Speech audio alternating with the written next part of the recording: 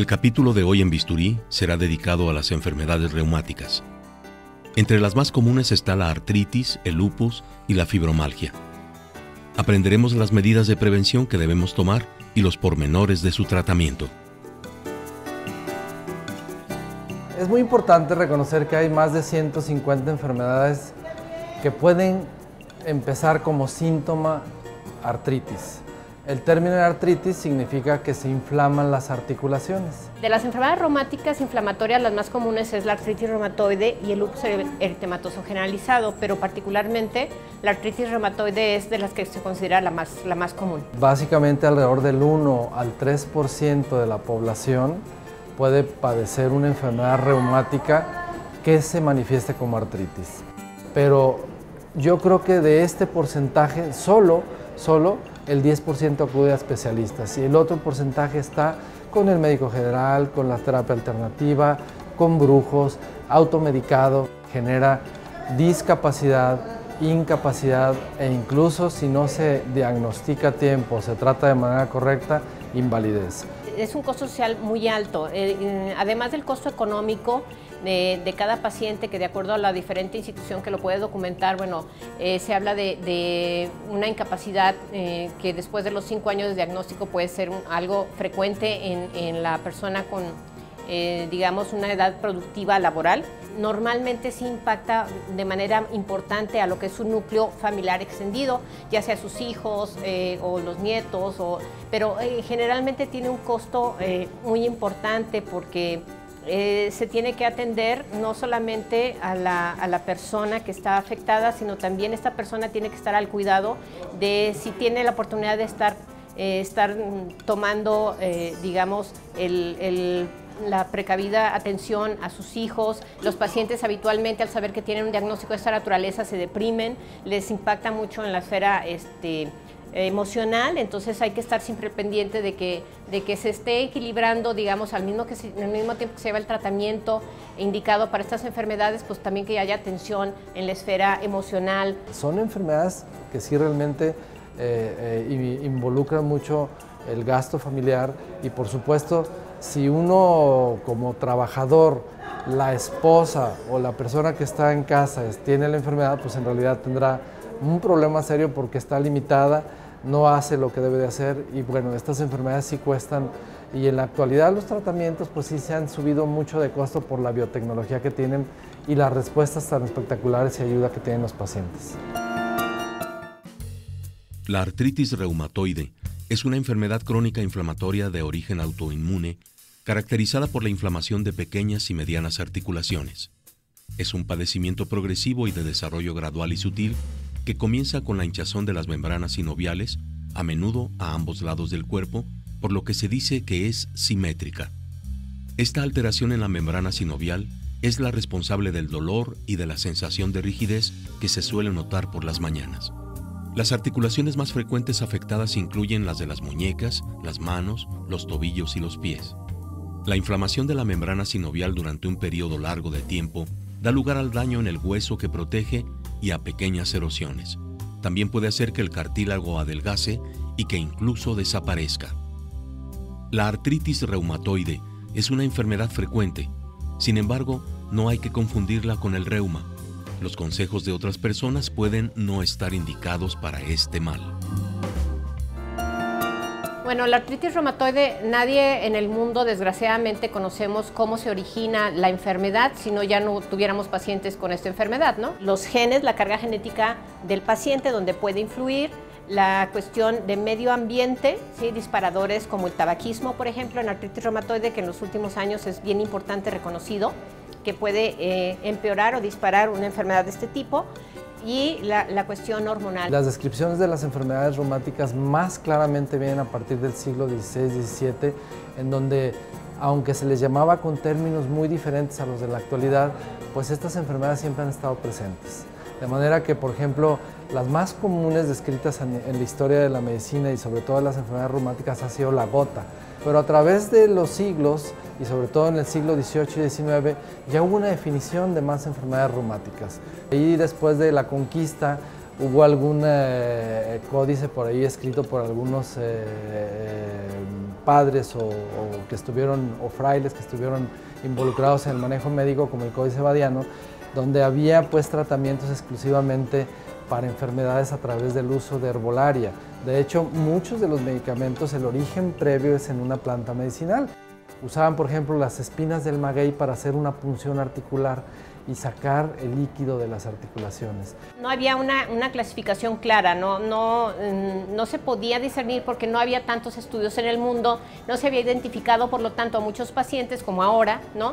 Entonces sí era difícil en aquellas épocas, ¿no? A partir de los 70s, el Colegio Americano de Reumatología estableció lo que se llama los criterios de clasificación de las enfermedades reumáticas, que fueron revisadas hasta hace 4 años apenas por el Colegio Americano de Reumatología y por la Liga Europea contra el Reumatismo, que se conoce como EULAR, en el 2010. Entonces, estos criterios lo que hacen es poderte decir a ti, como paciente, y a mí como médico, si tú tienes las características que reúnen la mayoría de los pacientes en el mundo para decir que tú tienes una clasificación y que puedes tener el diagnóstico de una enfermedad como artritis reumatoide.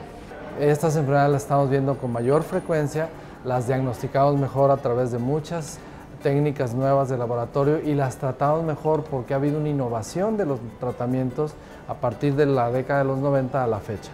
Hoy por hoy, si la colocamos entre las enfermedades de mayor impacto en cuestión de gasto, podríamos estar hablando de enfermedades crónicas como la hipertensión arterial, como la diabetes mellitus por sí misma. Y si comparamos a la artritis reumatoide con estas otras dos, hay mucho más costo de atención médica, tanto costos directos como indirectos, cuando se trata de artritis reumatoide. La artritis reumatoide es reconocida especialmente por el dolor crónico que produce. Las articulaciones más comúnmente dañadas son las muñecas, los nudillos, las de los dedos de las manos y de los pies, los hombros, los codos, la cadera, las rodillas, los tobillos, la mandíbula, el cuello. Si no se trata, también se dañan los ligamentos y los tendones que rodean todas las coyunturas afectadas.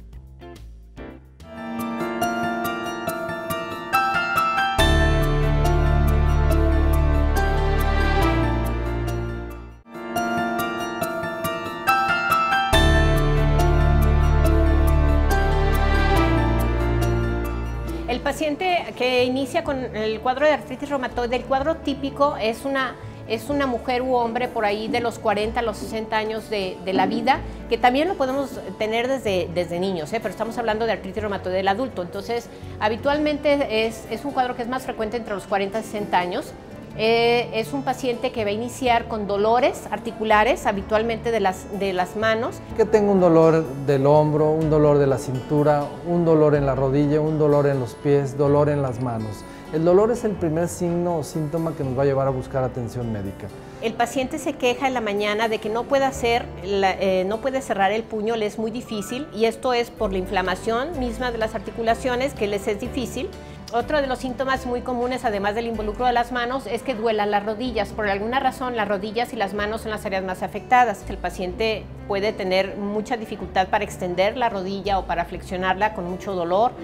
Puede haber cansancio, puede haber fatiga fácil, puede haber inclusive dolor generalizado de todas las articulaciones, que son los cuadros más severos, que llegan a quejarse el paciente de que no puede hacer sus actividades diarias. Otros síntomas sistémicos son, por ejemplo, fiebre. Hay pacientes que pierden peso, hay pacientes que tienen lesiones en la piel y lo primero que hacen es acudir al dermatólogo. Hoy por hoy los dermatólogos nos ayudan mucho porque siempre nos derivan los pacientes, o pueden acudir a un especialista de la sangre porque lo que pasa es que le bajan las células de la sangre, como las plaquetas que se van hasta abajo, y son, por ejemplo, pacientes que tienen sangrados, que tienen moretes espontáneos sin golpearse, o por ejemplo van al nefrólogo porque el riñón empieza a fallar y la causa de la falla del riñón es una enfermedad reumática inflamatoria. Si nunca tuvieron un golpe, traumatismo o esfuerzo y tienen una articulación inflamada, hay que buscar atención médica con un reumatólogo. Pero si esto fue originado por esfuerzo, golpe o traumatismo, entonces habría que buscar otros especialistas. Un paciente que padece una enfermedad reumática se enfrenta a varias situaciones o problemas. La primera no sabe qué hacer, la segunda no sabe qué problema realmente está ocurriendo en él, puede quejarse de dolor, puede quejarse de limitación a alguna actividad, pero finalmente no va estrictamente con un médico a tratar. Un gran problema de nuestro medio es la automedicación o el hacerle caso a algún vecino, comadre, pariente o familiar que le sugiere, no, es un problema de reumas, tómate esto y te vas a sentir mejor. A pesar del avance de la ciencia en la creación de medicamentos para disminuir el número de crisis de artritis reumatoide y la progresión de la enfermedad en personas que tienen el diagnóstico, no se ha podido determinar con precisión los factores de riesgo. Sabemos que intervienen ingredientes genéticos. También las condiciones ambientales influyen en el desarrollo del padecimiento. La interacción de la carga entre los genes y el ambiente aumentan las probabilidades de sufrir artritis reumatoide. Los estudios más recientes colocan al tabaco como un detonador importante que debe prevenirse. No solo fumar, sino exponerse al humo del cigarrillo puede acelerar el brote de la enfermedad. La mala alimentación, la obesidad y la falta de actividad física son, como siempre, impulsores de padecimientos crónicos. Se han hecho estudios aquí en el Hospital Civil o en todo a nivel nacional que coinciden que un paciente tarda en promedio, dependiendo de su enfermedad, en 5 años en llegar al especialista.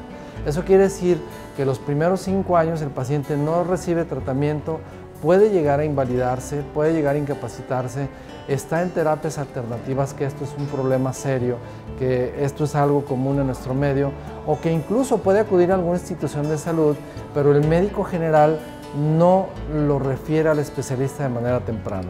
El médico debe tener una buena historia clínica, un buen interrogatorio, un buen examen físico, y nosotros siempre pedimos una especie como de exámenes específicos para hacer el diagnóstico. Como son enfermedades que inflaman los tejidos, buscamos pruebas que detecten inflamación.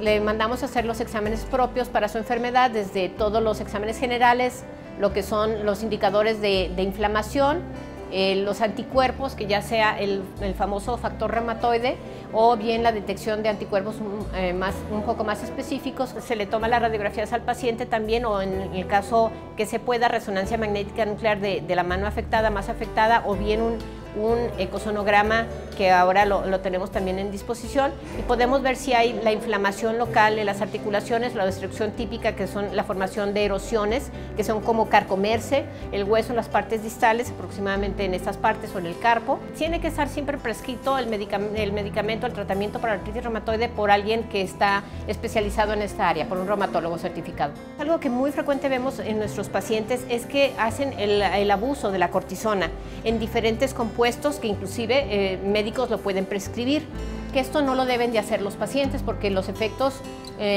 digamos, secundarios son muy importantes: diabetes, hipertensión, más cronicidad del padecimiento, más rebelde el paciente para tratarse. La cortisona pues es un medicamento el más potente antiinflamatorio, pero es un medicamento que en realidad deberíamos de darlo primero con un diagnóstico correcto, con la dosis correcta, para el tiempo correcto y para suspenderla o retirarla cuando es realmente importante. Mucho de esto es necesario porque el paciente tiene que trabajar, tiene que hacer sus actividades habituales, y entonces la única forma de rápidamente introducirlo otra vez a la cuestión laboral es dando a lo mejor esta cortisona. Y subrayar para todos los televidentes es que es muy importante que el paciente que esté bajo tratamiento médico para una enfermedad como artritis reumatoide debe estar siempre muy apegado, es decir, debe de llevar su tratamiento muy bien, porque eso sí le asegura el que tenga una mejor calidad de vida, el que evite la progresión a deformidad, y esto le va a asegurar que tenga una vida sin dolor. De otra manera, no podemos, asegurar, de alguna manera aseverar que va a tener un buen pronóstico. Lo primero son molestias articulares leves, rigidez y fatiga. Conforme avanza, se manifiestan inflexibilidad matutina, que dura por más de 1 hora. Las articulaciones se sienten calientes, sensibles y rígidas cuando no se usan durante un rato largo. Dolor articular, en muchas ocasiones en la misma coyuntura en ambos lados del cuerpo. Con el tiempo, deformación. Otros síntomas abarcan malestar torácico al respirar, resequedad en ojos y boca, ardor, picazón y secreción de lagrimal, nódulos bajo la piel, entumecimiento, hormigueo o ardor en las manos y los pies, dificultades para dormir.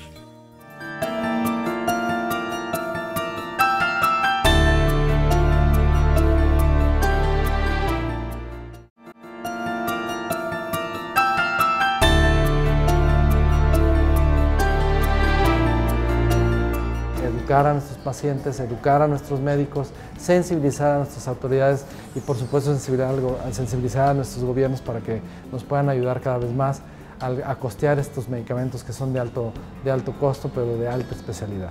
Las complicaciones pueden ser, digamos, dentro de la esfera reumática o fuera de, que son las que conocemos como comorbilidades. Entonces, dentro de la esfera reumática tenemos las manifestaciones extraarticulares, como pueden ser la presencia de nódulos pulmonares, de fibrosis pulmonar, puede haber la alteración a nivel de la médula ósea, puede haber la presencia de alteraciones oftalmológicas y otras manifestaciones que es bien importante mandar este mensaje a la población. Si un paciente no se atiende por la enfermedad, es decir, por la inflamación de la artritis reumatoide, no solamente está en riesgo de tener las complicaciones propias de esto, como es el desgaste articular, como es la destrucción articular, la deformidad, la incapacidad parcial o permanente, incapacidad laboral por lo tanto, sino también que pone en riesgo su salud al tener mayor riesgo cardiovascular y poder morir por complicaciones como un infarto al miocardio, como placas aterosclerosas y por lo tanto llevar también insuficiencia coronaria. Es decir, esto es algo bien importante. También detectamos mucho, hasta el 57% de los pacientes puede haber resistencia a la insulina, independientemente que no sean obesos. Y baja en promedio 10 años de la esperanza de vida. O sea, un paciente con artritis reumatoide no diagnosticado y maltratado, si iba a vivir 70 años, puede morir 10 años antes.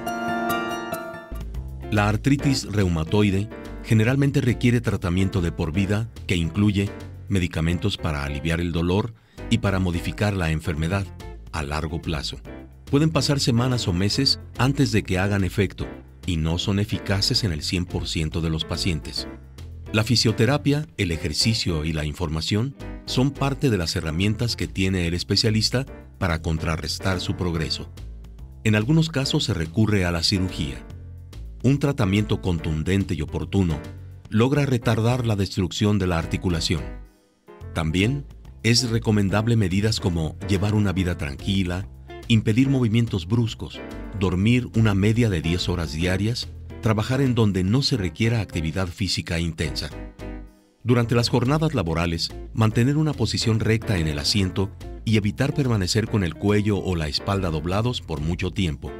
En los periodos de reposo, no doblar las articulaciones y conservar los brazos y las piernas estirados. Usar calzado elástico, firme y de piel. Y prevenir el aumento de peso. Yo en el mes de julio de 1998 inicié con un dolor en mi dedo. Tengo una hermana que es médico e inmediatamente me diagnosticó. Dice, hay que acudir con un especialista reumatólogo. Yo estuve bastante bien, 14 años, pero de repente me excedí en el esfuerzo y recaí.